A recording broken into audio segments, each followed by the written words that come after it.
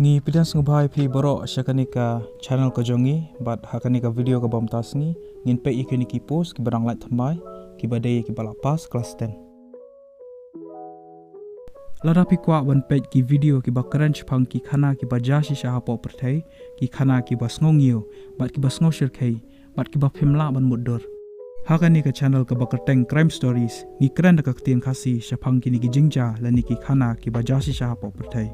Ka link jangane ka channel ngala ai po description jangane ka video. Yakini ki post la palat ka ASC units jangka 71 sub area headquarter Northern Command mentau benai arhajar arphoi ki kerteng jangani ki post ki dei laborer but fireman.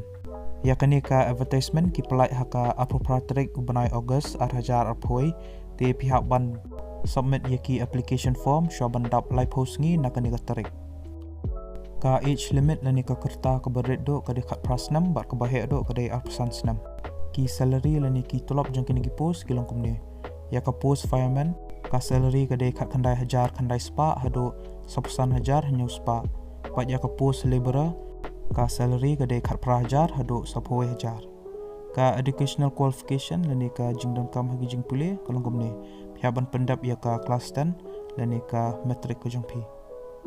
Ya kitu ki bakwa ban apply kini ki post pihak ban pulih bahasa ya ka official notification lani ka notice ka balak palai hi dagani ka ASC bat ya kani ka official notification ngala ai hapo description jogani ka video te philak ban download ya kani ka official notification nakani ka link bangala ai pihak ban apply offline bat pihak ban pendap ya ka application form ko jongpi bat pihak ban pha syakani ka address recruitment cell 5117 ASC Battalion MT near Mamun Cantonment, Pathankot, Punjab 145001.